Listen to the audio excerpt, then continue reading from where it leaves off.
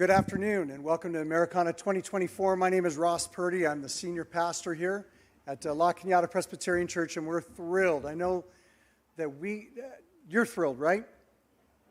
Okay, just want to make sure we have some movement here in this hot, stuffy place. That we're thrilled to be here today for this concert. I'm very excited. I want to thank the choir, the musicians, soloists, for Kemp Smeal, for especially Jack Lance for bringing us together to celebrate our great nation this 4th of July week. In order to prepare for the concert, let's begin with prayer. In order to begin it, let's begin with prayer. Would you bow with me? Gracious God, we are so grateful for this opportunity this afternoon to join in the special music as we celebrate the monumental achievements of our nation. We salute the U.S. space program, the Olympics, the World War II victory pianos, our veterans, and also explore the songs of protest and hope throughout the decades.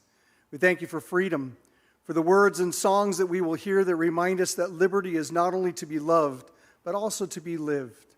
Freedom is too precious a thing to be buried in books. It costs too much to be hoarded.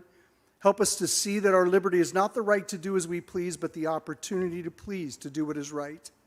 And now, God of all, be with us together in this time of celebration, that as we join in song, we would remember the greatest freedom that you brought through Jesus our Lord. Amen.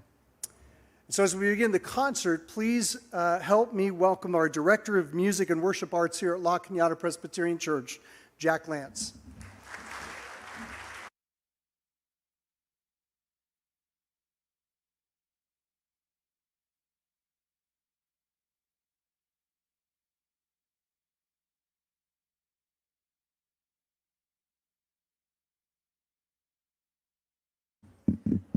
Thank you, everybody. Today's concert is our 13th Americana concert with tributes to our country, the American people, our veterans, and this year a look at some special events and accomplishments in our history. Good afternoon, I'm Chris Erskine. Thank you for being here. Thanks for coming in out of the snow, all right? We can get nice and warm in here, cuddle up. It'll be really nice. Anyway, this is what, not every church has an orchestra and a choir like this. We are so lucky. We are so blessed.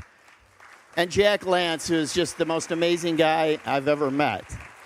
So thank you for honoring all that and being supportive today. And one other thing. Happy birthday, America. All right? Happy birthday to all of us. So you think that the national anthem, spanning more than an octave, is difficult to sing. Well, you could have had other choices. In 1919, 12 years before the Star-Spangled Banner became the national song, the New York American, a daily newspaper, staged an anthem writing contest.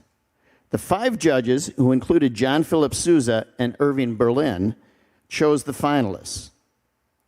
The New York American then printed all 15 finalist compositions, one each Sunday. In this era before records, readers were invited to play the tunes on their pianos at home and choose the winner. Among the entrants was a 21-year-old George Gershwin, just beginning his career as a songwriter.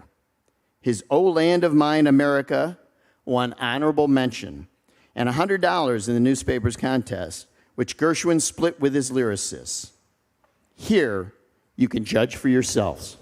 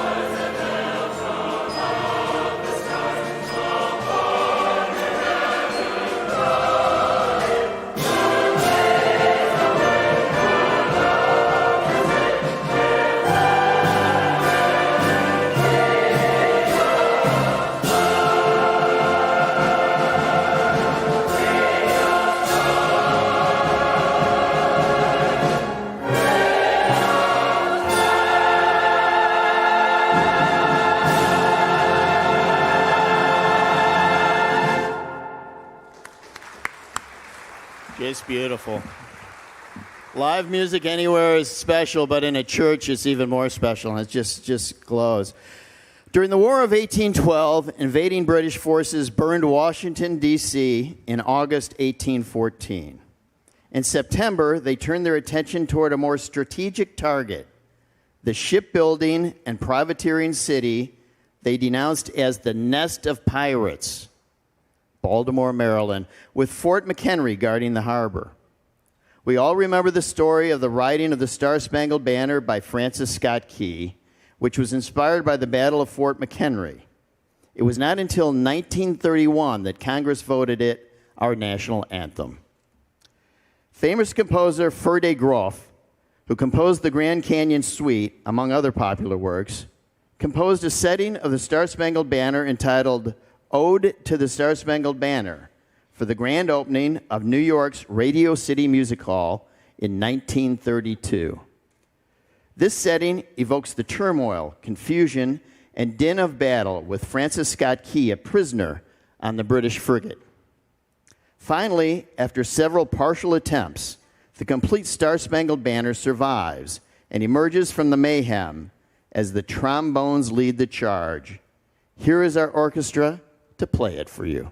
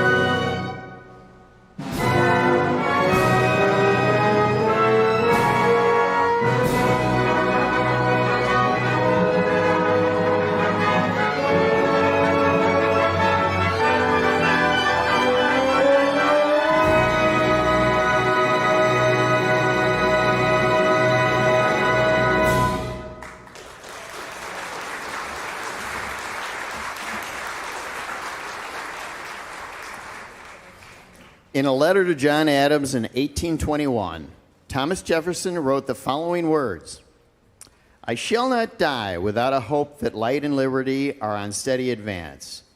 And even should the cloud of barbarism and despotism again obscure the science and liberties of Europe, this country remains to preserve and restore light and liberty to them.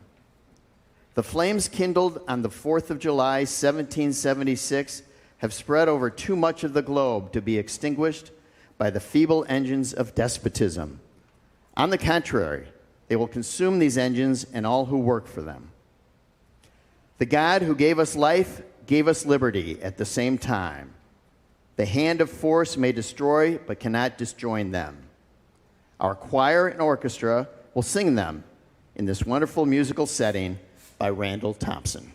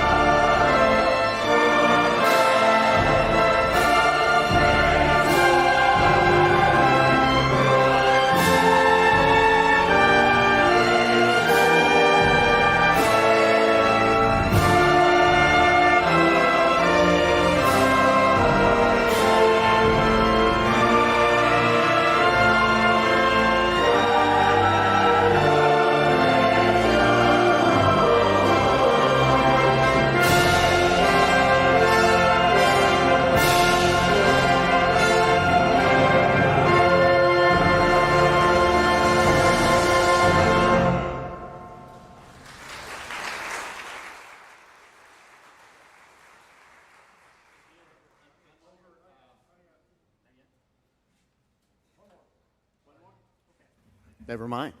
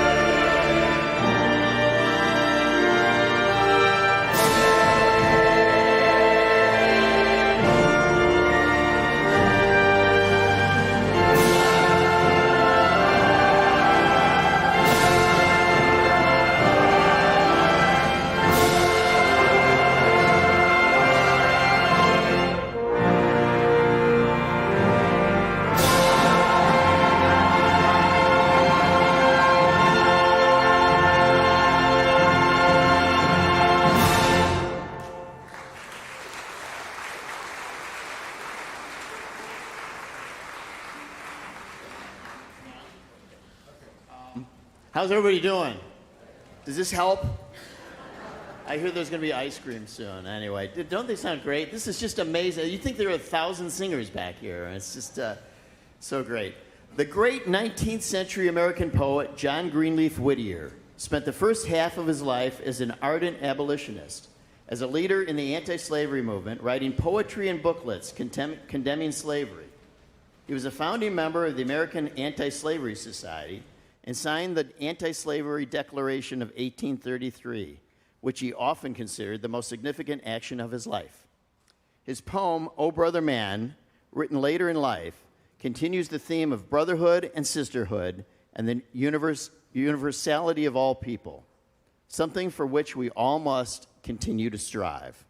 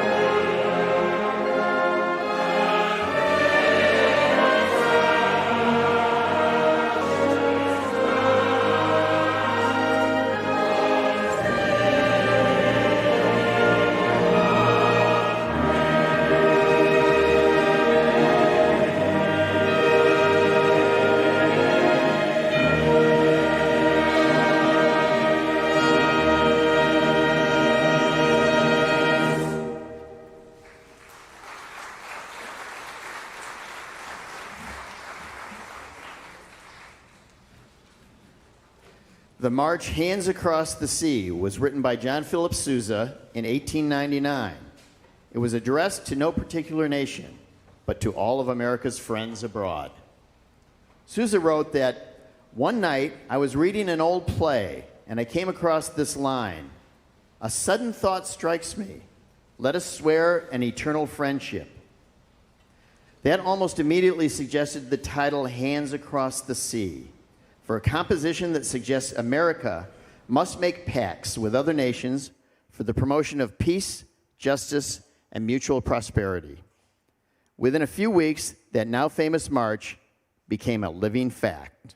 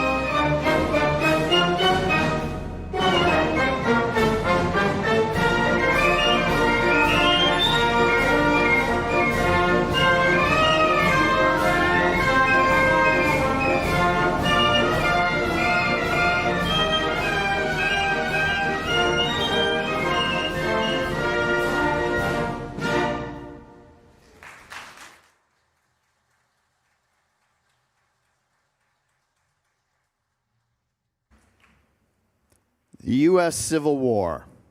What country could tear itself in two, murder itself, forgive itself, bind up the wounds, and go on? In the wake of the Civil War's deadliest battle, President Abraham Lincoln gave the Gettysburg Address. On November 19th, 1963, Lincoln delivered a 2-minute, 272-word speech at the dedication of the Soldiers' National Cemetery in Gettysburg, Pennsylvania. Despite, or perhaps because of its brevity, since the speech was delivered, it has come to be recognized as one of the most powerful statements in the English language, and in fact, one of the most important expressions of freedom and liberty in any language.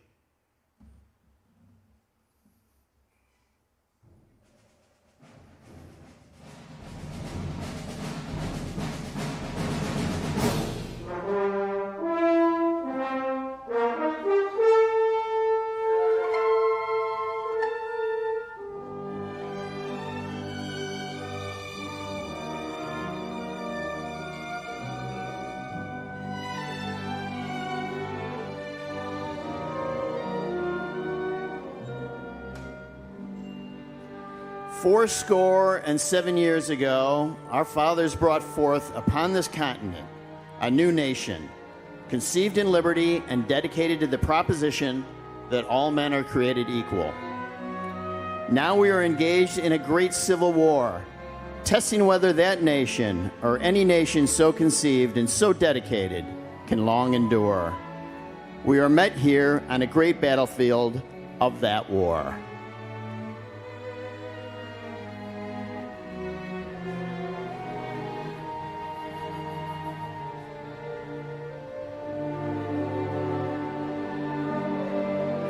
We have come to dedicate a portion of it as a final resting place for those who gave their lives that the nation might live. It is altogether fitting and proper that we should do this.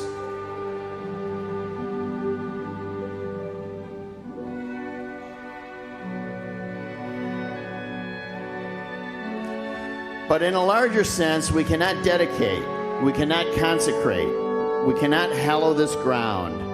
The brave men, living and dead, who struggled here have consecrated it far above our poor power to add or detract. The world will little note nor long remember what we say here, but can never forget what they did here.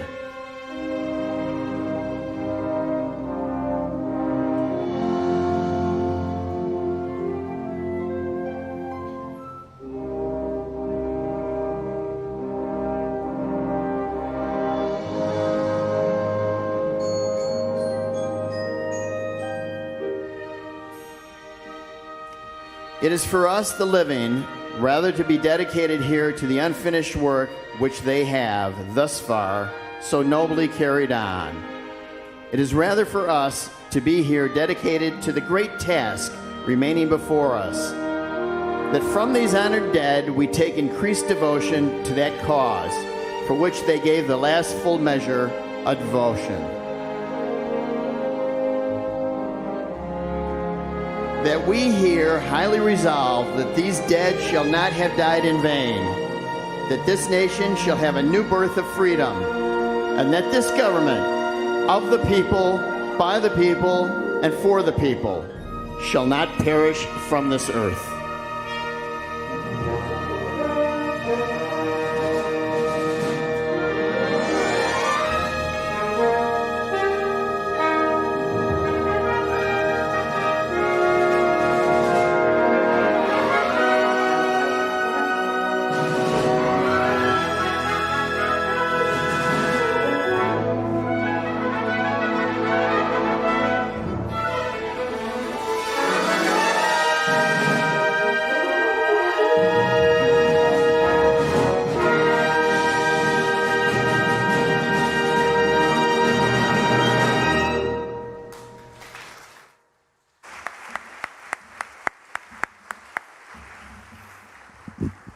I love this next story. Jack, I don't know where you dig this stuff up, but it's amazing, okay? This Steinway Road in a Flying Fortress states an advertisement for a 1943 Steinway & Sons upright an image of the piano strategically placed beneath an illustration of a B-17 bomber. During World War II, the aircraft's usual payload was several thousand pounds of bombs. But under special circumstances, the B-17 doubled as a cargo plane for GI pianos. Also known as Victory Verticals, the instruments were parachuted to awaiting troops in what the advertisement terms far places of the world: England, Australia, New Guinea, Guadalcanal, and elsewhere. Intended to lift troop morale, the 40-inch tall Victory Verticals were identified by their military colors: olive drab, blue, and gray, absence of front legs, deemed too delicate for the battlefield, and durable shipping crates. About 2,500 of the Verticals were transported to every theater of war, including Asia, Africa, Europe, North America, and the South Pacific. They were played by a dance band in the Philippines, a special service unit in Alaska, and by performers from Bob Hope to violinist Isaac Stern as they toured on behalf of the USO. The instruments were not without detractors. One general reportedly asked, "Why are we buying Steinways for our fellows when we don't purchase Rolls Royces to ride around the fields?" A Steinway salesman retorted, "Don't we buy them the best wool socks?"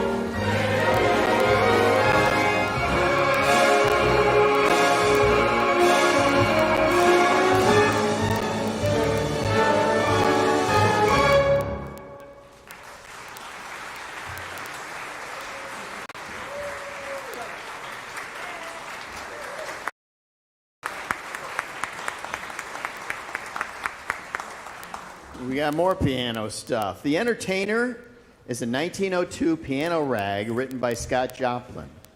One of the classics of ragtime, it returned to international prominence as part of the ragtime revival of the 1970s. Remember this?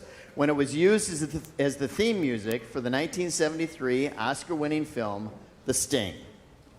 Composer and pianist Marvin Hamlish's adaptation reached number 3 on the Billboard Pop chart and spent a week at number 1 on the Easy Listening chart in 1974. The Sting was set in the 1930s, a full generation after the end of ragtime's mainstream popularity, thus giving the inaccurate impression that ragtime music was popular at that time. As our orchestra presents an orchestrated version of this popular rag, we shall project a video of early 19th century New York City.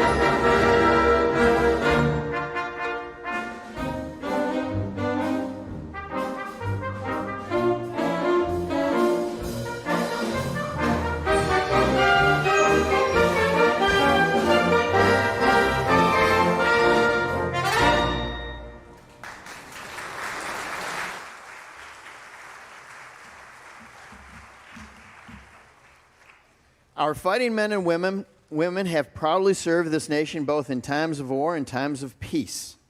We thank each of them, each of you, for their service, dedication, and personal sacrifice.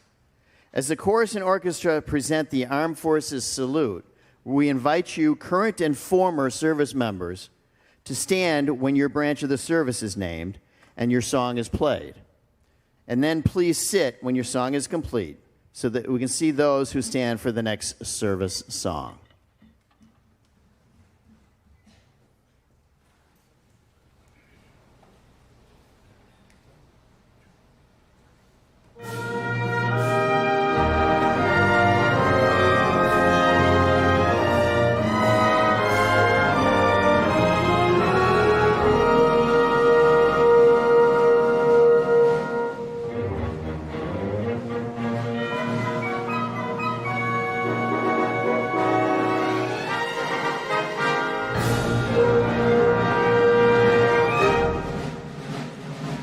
U.S. Army.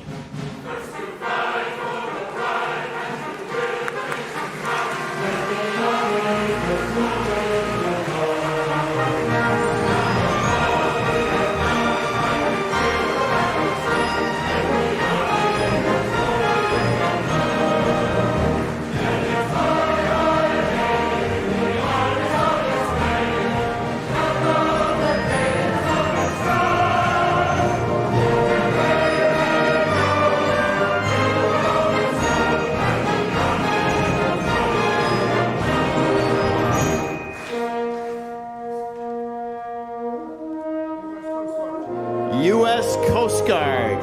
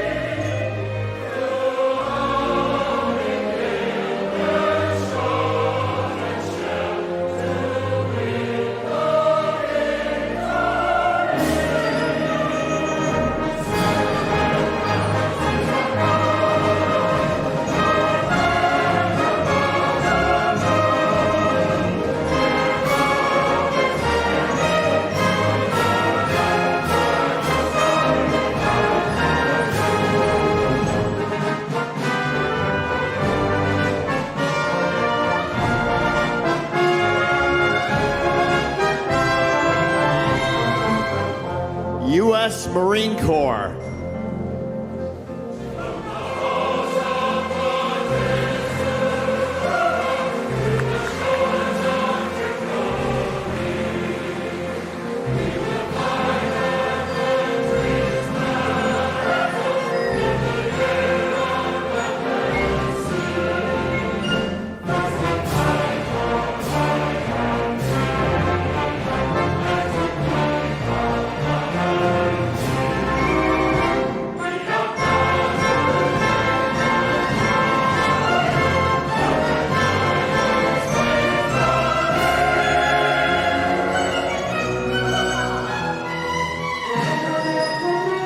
U.S. Air Force.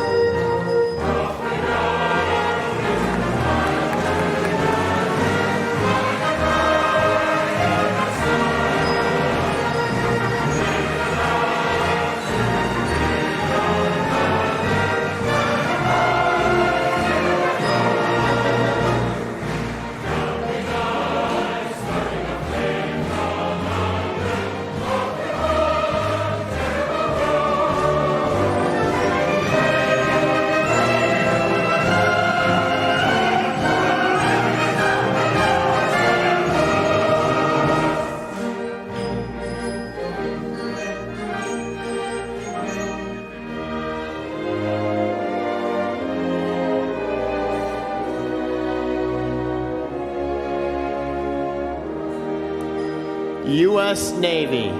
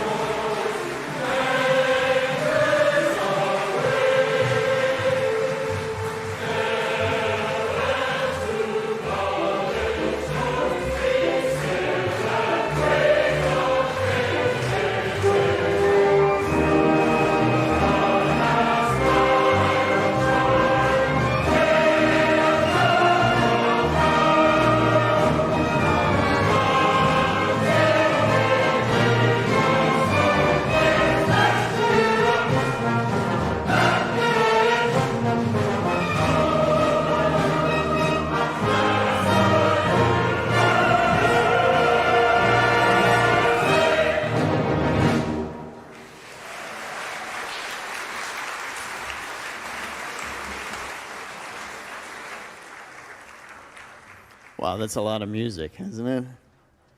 As we close this section of the program, we salute the many veterans who have given their lives in the service of our country. While we sing, we shall show some of the memorials from around the world dedicated to American servicemen and women. May our armed forces always know that they never walk alone.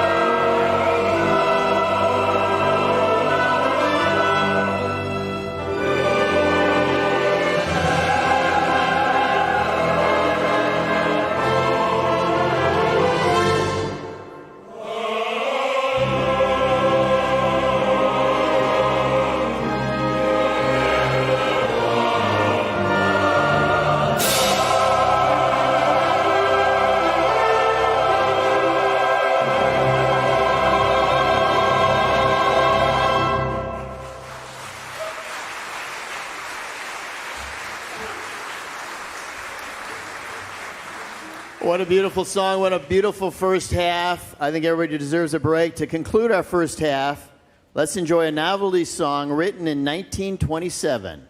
You scream, I scream, we all scream for ice cream. And after the song, please join me for ice cream in the lobby during intermission.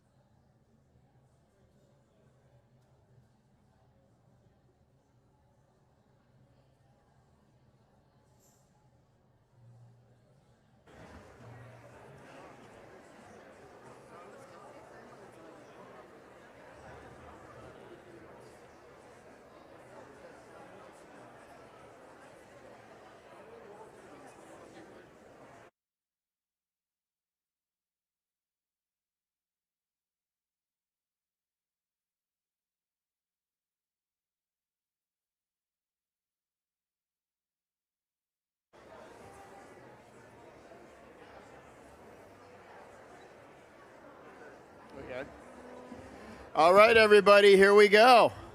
I have a little ice cream on my shirt. I don't know about you, but I was out there. Oh, what a nice treat.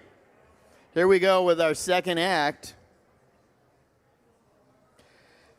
The Cold War between the United States and former Soviet Union gave birth to the space race and an unprecedented era of scientific exploration. The Soviets sent the first person into space on April 12, 1961. In response, President John F. Kennedy challenged our nation to achieving the goal, before this decade is out, of landing a man on the moon and returning him safely to Earth. It took 8 years and 3 NASA programs, Mercury, Gemini, and Apollo, but the United States got to the moon. The Right Stuff is a 1983 American epic historical film that follows the Navy, Marine, and Air Force pilots, test pilots, as well as the Mercury 7, the pilots who were selected to be astronauts for the first human spaceflight by the United States. The Right Stuff was a box office bomb, grossing about $21 million domestically against $27 million in expenses. However, it received widespread critical acclaim and was nominated for 8 Oscars at the 56th Academy Awards, 4 of which it won. Here is the march by composer Bill Conti, which underscored the credits, accompanied by scenes from the movie.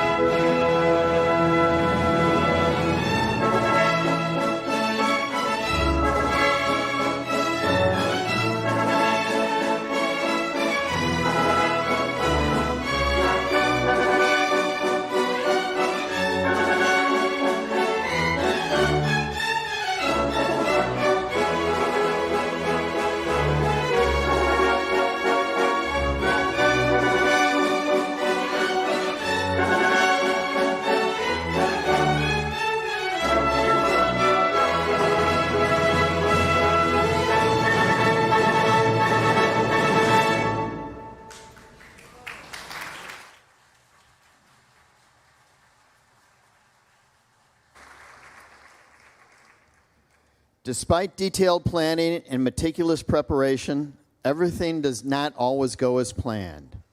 On January 28, 1986, the Space Shuttle Challenger broke apart 73 seconds into its flight, 46,000 feet above the Atlantic Ocean off the coast of Cape Canaveral, Florida, at 11:39 a.m. Eastern Time, killing all 7 crew members aboard.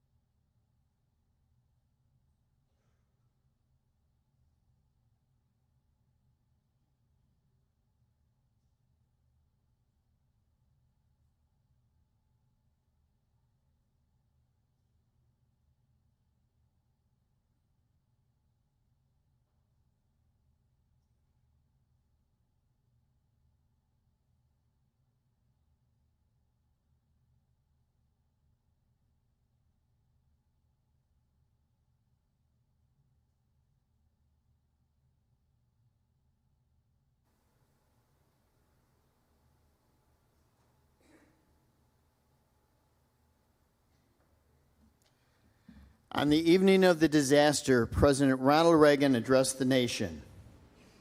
Ladies and gentlemen, I plan to speak to you tonight to report on the State of the Union, but the events of earlier today have led me to change those plans.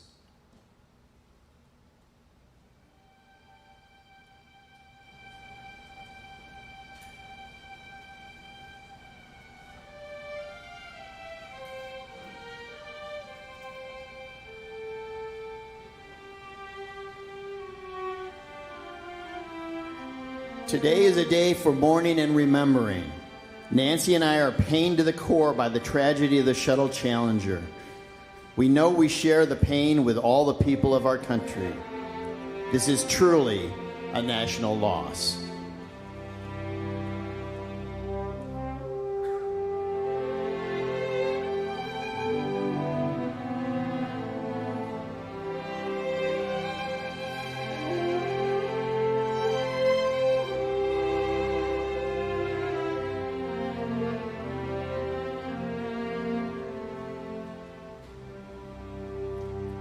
"19 years ago, we lost 3 astronauts in a terrible accident on the ground.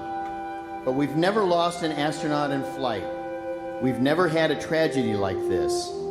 Perhaps we've forgotten the courage it took for the crew of the shuttle. But they, the Challenger 7, were aware of the dangers, overcame them, and did their jobs brilliantly. We mourn 7 heroes. We mourn their loss as a nation together."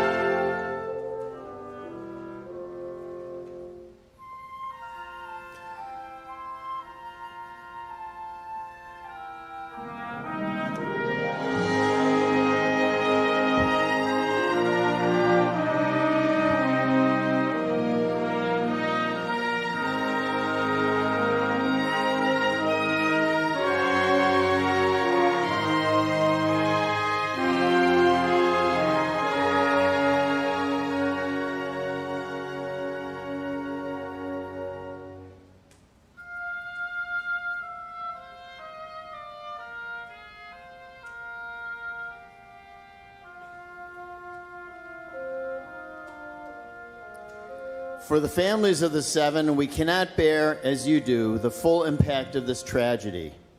Your loved ones were daring and brave, and they had that special grace, that special spirit that says, "Give me a challenge and I'll meet it with joy." They had a hunger to explore the universe and discover its truths. yet wished to serve, and they did. They served us all.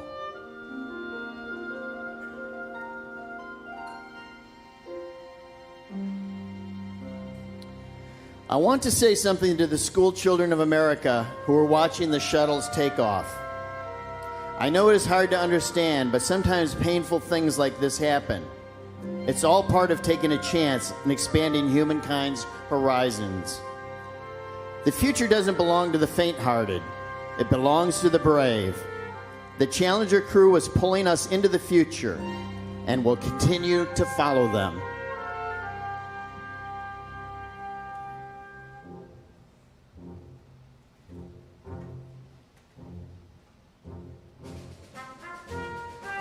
We've grown used to the idea of space, and perhaps we forget that we've only just begun.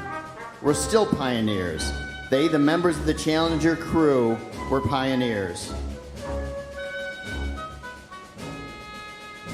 There will be more shuttle flights and more shuttle crews. And yes, more volunteers, more civilians, more teachers in space. Nothing ends here. Our hope and our journeys continue.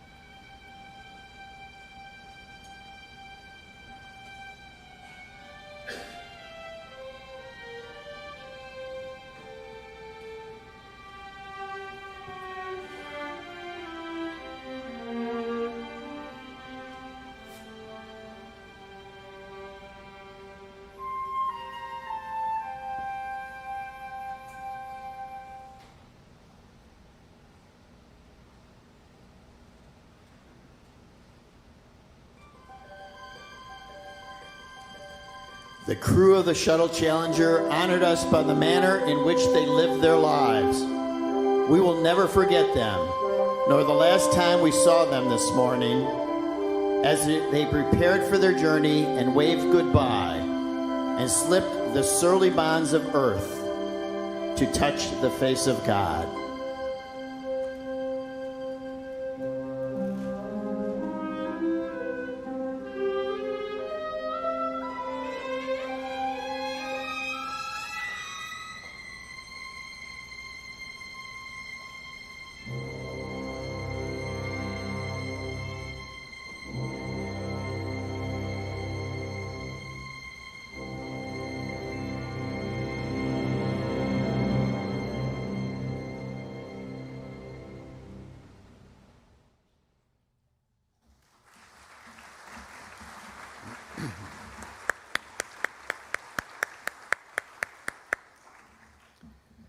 From unflinching portrayals of racial hatred to the hard-hitting invective against injustice, demands for equality, and even stadium anthems with a subversive message, the post-protest songs speak not only to the issues of their times, but transcend their eras to become timeless political expressions. Hip-hop arguably remains the most politically engaged music of our current era, but throughout the decades, jazz, folk, funk, and rock have all made contributions to the best protest songs of all time. Billie Holiday, Pete Seeger, Woody Guthrie, Nina Simone, Bob Dylan, Peter, Paul and Mary, John Lennon, Bruce Springsteen, Kendrick Lamar. The list goes on and on. Surely you recognize songs of protest and songs of hope from most of these artists. Today we feature a medley from the 60s of 4 songs that many of you grew up with.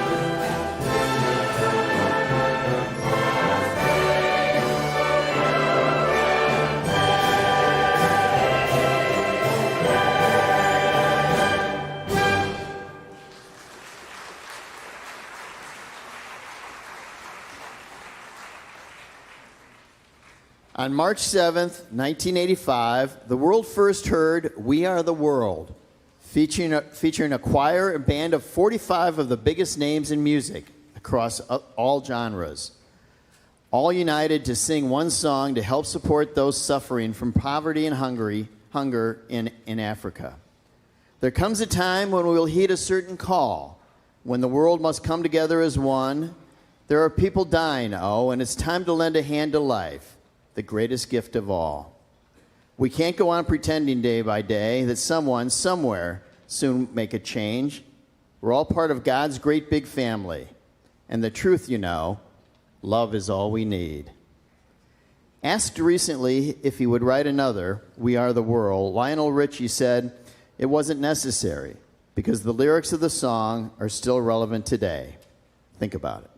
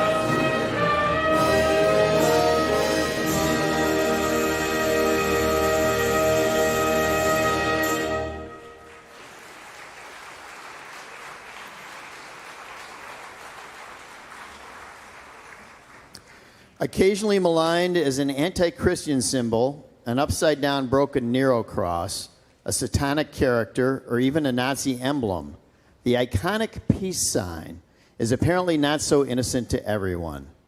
Thankfully, the symbol has a clear history, and its origin is not so controversial. The modern peace sign was designed by Gerald Holtham for the British campaign for nuclear disarmament in 1958. The vertical line in the center represents the flag's semaphore signal for the letter D, and the downward lines on either side represent the semaphore signal for the letter N. N and D for nuclear disarmament, enclosed in a circle. Holtham also described the symbol as representing despair, with the central lines forming a human with its hands questioning at its sides against the backdrop of a white earth. Let us all pray and work fervently for peace among and between all peoples. And on this next song, be prepared to sing along on cue at the end.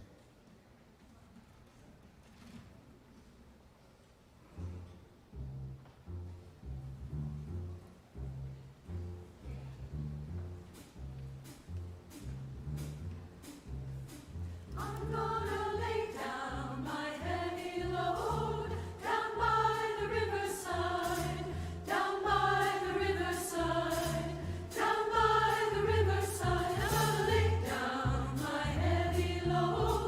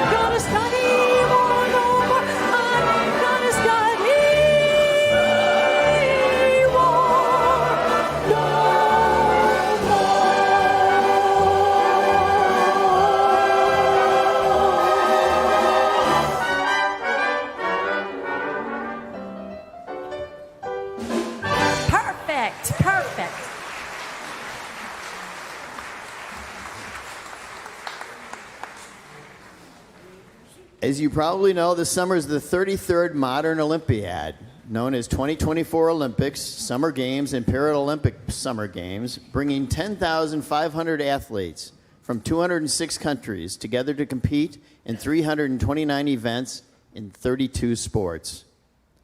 The goal of the Olympic movement is to contribute to building a peaceful and better world by educating youth through sports practiced without discrimination of any kind and in the Olympic spirit, which requires mutual understanding with a spirit of friendship, solidarity, and fair play.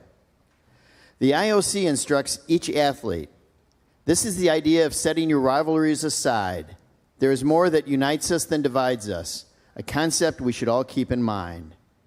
Here is the music John Williams wrote for the opening of the 1996 Summer Olympics in Atlanta.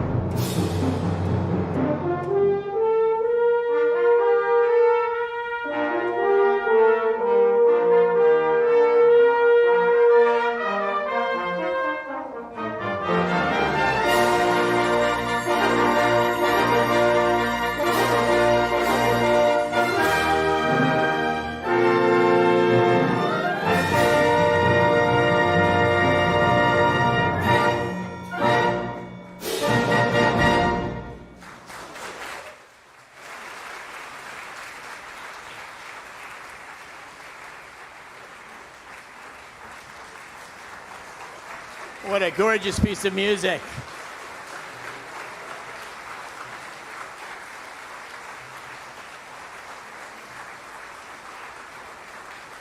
Thank you, orchestra. Thank you, Jack.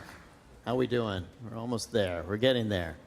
In 1961, when French co-writers Frank Purcell and Paul Mauriat wrote I Will Follow Him as an European instrumental, they had no idea of its lasting appeal, eventually as both a popular worldwide hit and an eventual inspirational favorite.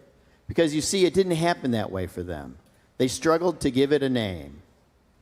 Then in January of 1963, a 15-year-old teenager from Lansdale, Pennsylvania, named Little Peggy March, did her version for RCA Records. And wow, it spent more than 3 months on the Billboard Top 100 list and reached number 1 on April 27th, where it was number 1 for an entire month. It made March the youngest female artist in history to have a U.S. number 1 single, a distinction she would hold for the next 50 years. Then in 1992, actress Whoopi Goldberg appeared in the movie Sister Act and performed the song as the lead singer in a choir of nuns, and in the film's final act, in the presence of the Pope himself. The movie was popular, grossing almost $250 million, but the song was revived to the point where it was sung around the world. Now, as part of annual Easter celebrations, you hear it performed as an inspirational song. Neither Purcell or Mauriat or March ever dreamed of their song becoming a religious favorite. But when people hear it now, some cry, some dance, some clap and sway, and nearly everyone sings along.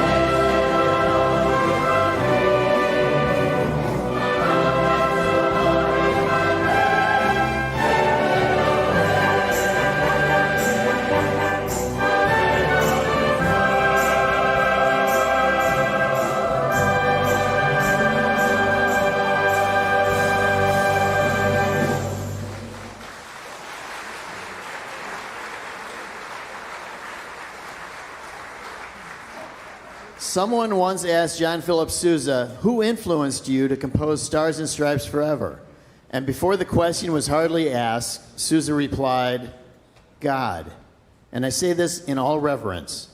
I was in Europe, and I got a cablegram that my manager was dead.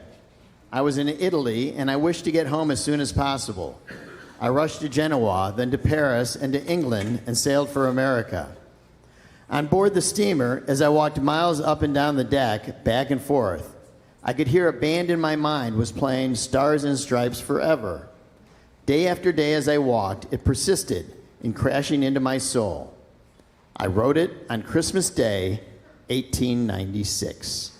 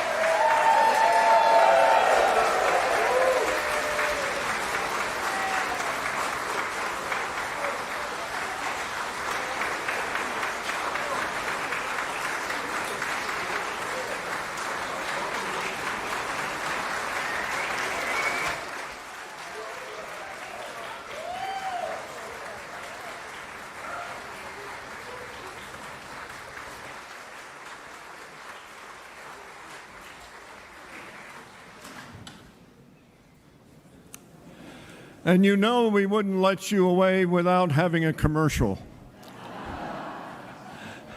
So we really appreciate your coming today. We have CDs in narthex. If you're interested in CDs of past concerts, Americana, Christmas, so on, we have CDs there.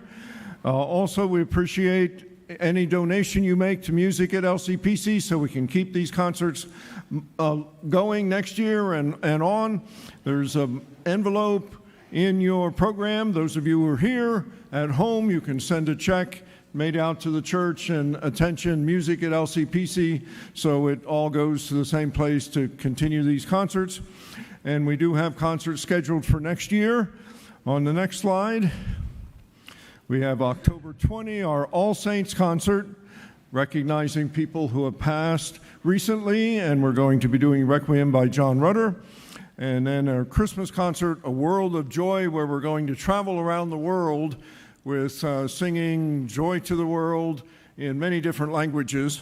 And that's in December, on December 22. All the concerts are at 2 o'clock on Sundays, and I'll precede each one by describing a little bit of the music. And now we have Chris one more time. And I really appreciate Chris stepping in at the last minute and doing this. Thank you, Jack. Hats off to the piccolo section who stole the show. When was the last time that happened? And finally, I'm ready for the 4th of July. How about you? We should be proud to be Americans and to gather to salute our country. As 19th century Senator James G. Blaine once said, the U.S. was long the only country with a known birthday.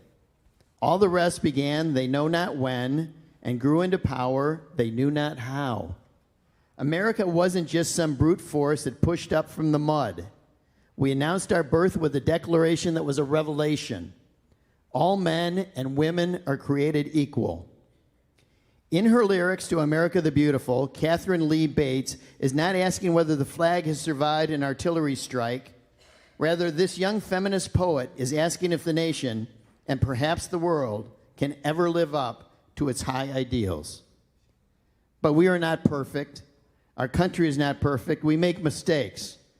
But we rise up and work to correct them and move forward forever.